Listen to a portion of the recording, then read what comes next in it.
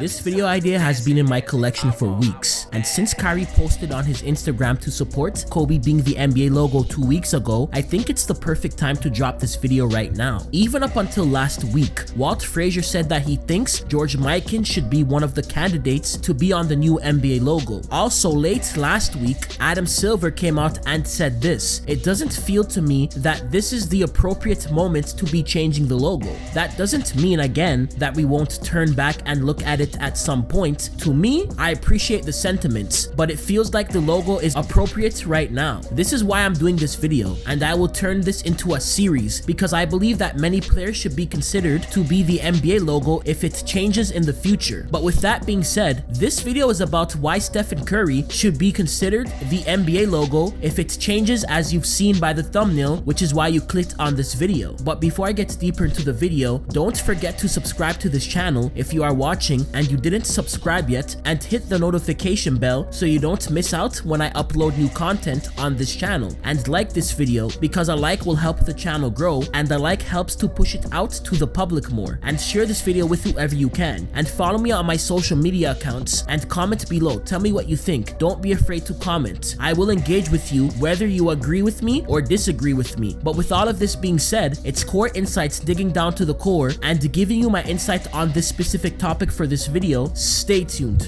23, ain't playing dirty, feeling like James, I'm Braun worthy. Barely got numbers, but feel like a legend. Next side of the Western with Claremont the second. My family hungry, my homies is hungry. Remember we're starving and using the oven. Reason number 1. Stephen Curry revolutionized the NBA. How many times has Charles Barkley said this in the past? How can you dismiss a team that has the best record and both conferences? Is number one shooting That's the ball, why I said go is there first. number one in field goal percentage against. I have said the exact same thing for 16 years here. I don't like jump shooting teams. I don't think you can win the championship beating good teams shooting jumpers. Charles saying that didn't age well because Steph ended that narrative, because the Golden State Warriors went on to win 3 championships since Chuck said this 6 years ago, early in the year back in 2015 in January. Listen to what some of the greatest to ever play the game of basketball say about Steph. Where does he rank on your list of best shooters ever? I think right now, from what I've seen, it's easy for me to say that he's the best that I've ever seen shoot. I've seen some great shooters, but you know, we have this conversation all the time about the generation. He's just so dominant right now. You know, the things he's doing, he's bringing excitement to the game. But again, he's a great motor. You know, I think a lot of people don't understand how great his motor is. He never stops moving. His ball handling, his ability to shoot the ball off the dribble and off the catch. You know, is uncanny. I don't think there's ever been a guy in our league to be able to shoot the ball as well as he does, off the dribble or off the catch, off the ball. And, you know, he just creates so many different matchup problems for your defense, and you always have to be aware of them. but also Curry from Golden State. I mean, that guy, I mean, you've seen it. I mean, it's impossible. I mean, somebody shoot like that. I have never seen anything like that in my life. It's unbelievable. I mean, it's unbelievable. I mean, you watch Curry. No, he's yeah, special. Isn't that something special? I mean, I don't care where he is. He just comes and gets it and just flicks it up there. I mean, like, and not but net. You know, he doesn't know lucky bounces or nothing like that. I mean, it's amazing. I enjoy, and the thing about it, he's a very unselfish player. And he gets the ball to his teammates too. He gets a lot of assists and everything else. I mean, it's just, you know, I'd say freak of nature. I mean, I've never seen that. I'll never think you will ever see anybody shoot like that again. Now let me put things into perspective. I'm going to start from the 2014-15 season because that's when things started to change, because that was the season that Steph would win his first MVP award, and the Warriors had the best record for that season and set a franchise record for having a wins and loss record of 67 wins and 15 losses. And Steph and Golden State started to put their staple on the NBA around this time. Back in the 2014-15 season, the league average for attempting threes was at a 22.4% rate. Now, so far this season, during the time of this recording, the league average for attempted threes is 34.9%, and if you want to round up, 35%. So in a matter of 6 years, the league average for three-point attempts has raised by 12.5%. And the scary thing is, there's so much games left to play this regular season, so the attempts can even rise more. Depending on your perspective on this situation, this can be a big deal to you or this might not be a big deal to you. But take this in if this is not much of a big deal to you. Because we are still in the 2000s, I will be counting every season that has been played in the 2000s in the NBA when looking at 3-pointers attempted each season and stop at the 2014 to 15 season, because like I said before, that's when things changed. And I will start from the 1999 to 2000 season because that's the season that the NBA went into the 2000s, and I will measure how much the percentage of 3-point attempts has raised in 15 years from the year 2000 all the way till 2015. So for the 1999 to 2000 season, the average for 3-point attempts was 13.7 attempts per game. And then by the end of the 2014 to 15 season, the NBA average was 22.4 attempts from the 3-point line per game. Now let this sink in. From the late 90s all the way till the mid 2010s, the league average for 3-pointers attempted per game raised by 8.7%. So in a decade and a half, which is 15 years, the attempts from 3-point line had an 8.7% raise, and in 6 years from 2014 all the way to this season, 3-point attempts raised by 12.5% in less than a decade. For me personally, this blows my mind. And like I said before, there are so many games left to play in the regular season, so it's very possible with the amount of threes that players are taking in the NBA today, the percentage can raise, and it probably will. But who do you think is the cause of that? It's obviously Steph and Curry and the Golden State Warriors. They literally changed how teams have to play basketball, and obviously the biggest part to this is Steph.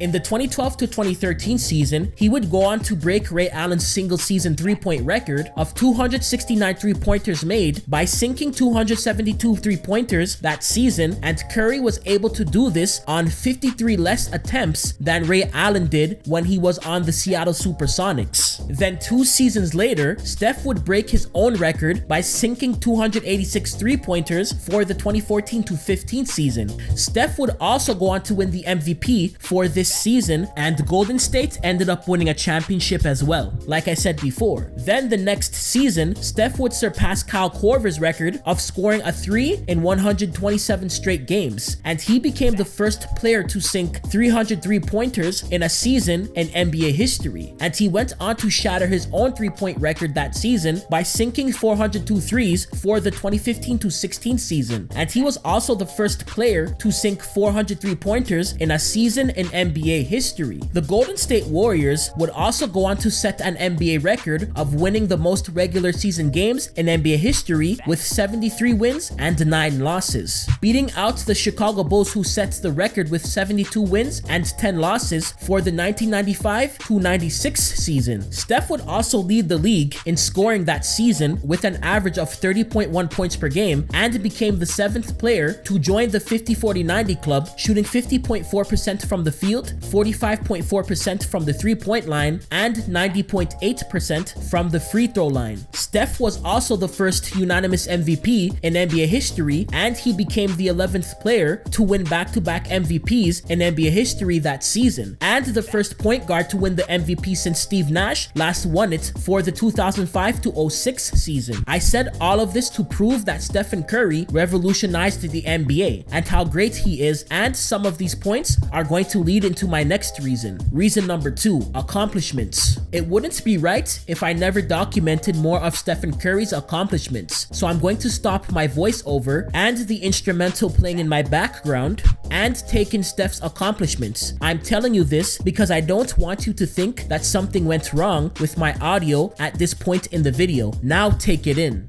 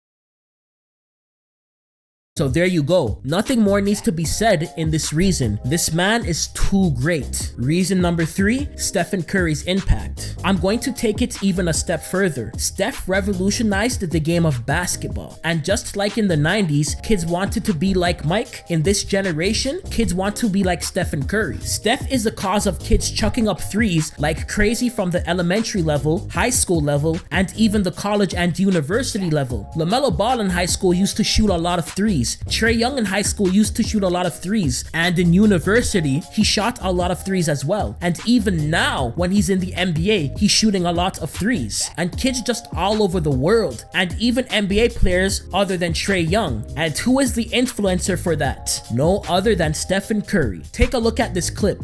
That's just him being a beast. It was nice to meet Steph Curry. That was crazy.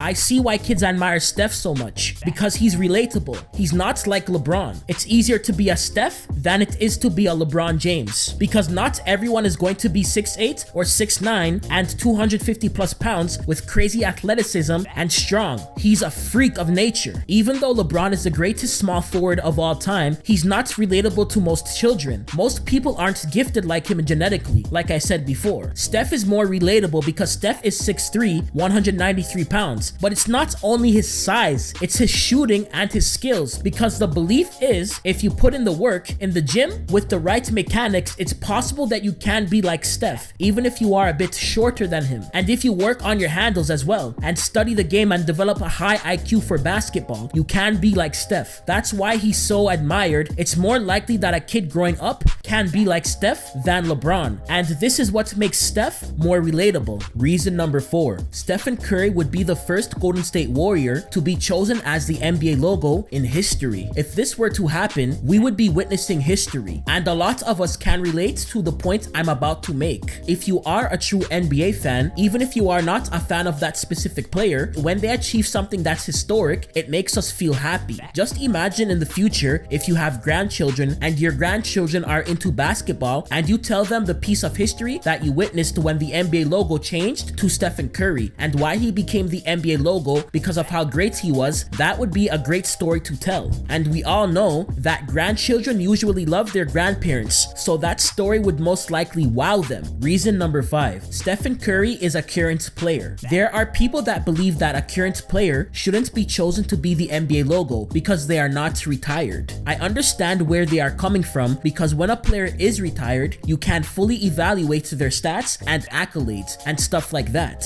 and measure how great they were by how they impacted their teammates on the courts and the game of basketball, and how great that player was against their opponents, and how they led their team to wins and less losses during their career. And it's just easier because new stats and accolades aren't coming in from that specific player. You get a full sample size of what that specific player has done. But here is why I disagree with that opinion. I disagree with that opinion because the NBA got its logo 52 years ago, back in 1969, and we all know that Jerry West is the NBA logo. That's no secret. And when Jerry West was chosen to be the NBA logo, he was still playing in the NBA. Jerry West retired 5 years after being chosen to be the NBA logo, as you can see from how long he has been in the NBA on the side when you are looking at his stats. Jerry West retired back in 1974. So there's my point. A current NBA player was chosen to be the NBA logo back then, so the same thing should happen now. The conclusion: these are the reasons why I believe that Steph should be considered as one of the players to be the NBA logo if it changes in the future, because of what he brought and did for the game of basketball. He's the greatest shooter to ever live. I'm all for Kobe being the NBA logo. I don't have a problem with that opinion, but I think that other players should be considered to be the NBA logo in the future as well. And it would be great to witness a player that played for a franchise other than the Los Angeles Lakers to be selected to be the NBA logo. But that's it for the video, and like I always say, don't forget to like and subscribe and hit that notification bell to get notified whenever I drop a new video, and follow me on my Twitter and Instagram accounts. It's the same name as my YouTube channel name, and don't forget to comment below. Your opinions will matter, and share this video. Peace. I eat my French toast, bag of French girl, tell her let's go. Watch me explode like I'm Mentos mixed with that coke. Moving like a groupie, so I back up pronto. Though you a baddie, I'm gon' split my Uber, go get